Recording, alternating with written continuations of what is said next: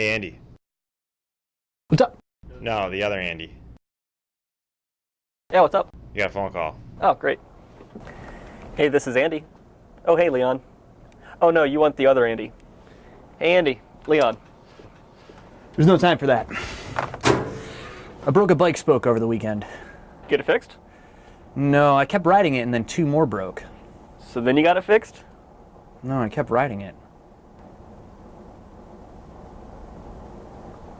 Why do they keep breaking? Do you know anything about bike wheel? Kind of. I think I've got a visual aid over here that might help. So you see, in a bike wheel, all the spokes are in tension, and it's loaded through the hub. And you can see that the top spokes are the ones that actually take the load. Cool. That makes sense. So did you notice which spokes were breaking? Was it the one right across, or maybe one right next door? No, it seemed like it was actually really random. Huh, that's strange. I wonder if Keith knows anything about wheels. Yeah, let's ask Keith.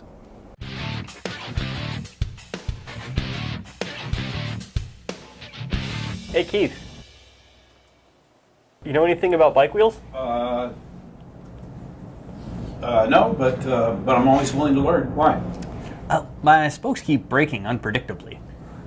As opposed to predictably. How many spokes have you had to replace so far? Well, he hasn't fixed any of them. You're riding on a wheel with broken spokes. Okay. That shouldn't be too hard to simulate in SOLIDWORKS. I could model a full wheel and pull one or two spokes out and see how that affects the remaining spokes. Awesome. You can run a Fully data. SOLIDWORKS simulation. Yeah. Yeah, you can totally simulate that.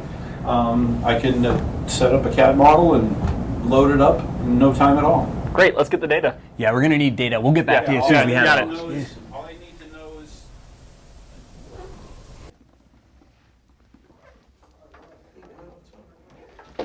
Hey guys, what's up? Hey, so we're going to need to take off early. We got to go collect some data. Again? We were thinking we needed some managerial oversight. Okay, let's go.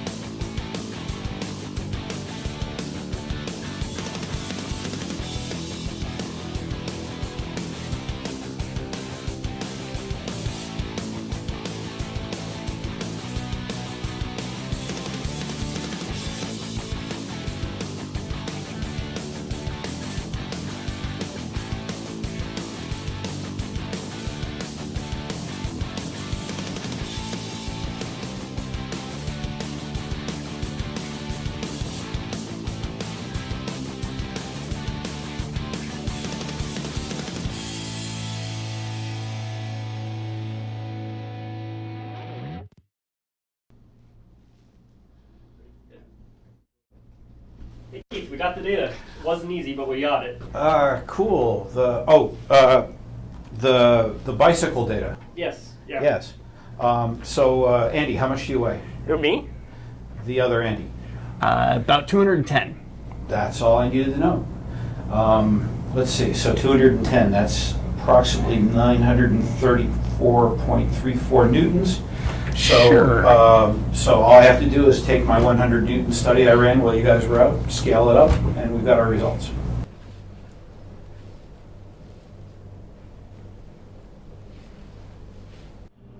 So I actually ran this study while you guys were out riding. I just assumed a 100 Newton load. Since with linear static FEA, you presume the displacements and the stresses scale proportionally with the loading. I can just take my results I've already got and scale it up by a 9.347 load factor, and we'll have pretty much the right pattern of stresses. I just need to run this study once for each of 4 spokes because they occur in groups of 4. And since I know Andy doesn't ride I wonder if there's anything that Keith doesn't know. I once heard he created a simulation solver using nothing but a coconut and a transistor radio. So the good news is, you don't have to be a simulation expert in order to get good results out of SOLIDWORKS. That is good, because I will probably never know as much about FEA as Keith Peterson. True. Yeah. So in this case, with the bike wheel, when you broke a spoke, you would have perhaps thought that it was only 1/32nd loss of strength, because there's 32 spokes in this case. Yeah, that's what I would think, yeah. Sure. Right. Our simulation showed that actually you end up reducing the overall strength of the wheel by 20%, because some spokes get more heavily loaded because the wheel's no longer in equilibrium. 1/5? Yeah, give or take. That's crazy. Yeah. Wow.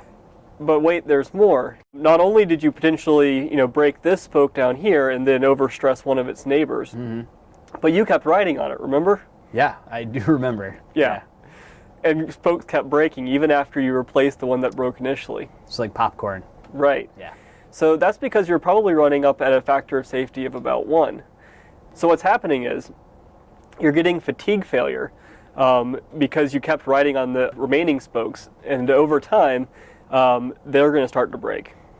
I see. So what's happening is I'm riding along and I end up loading one particular spoke immensely.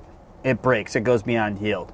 I continue to ride, and then it could be the ones right next to it. It could just be in the neighborhood of it.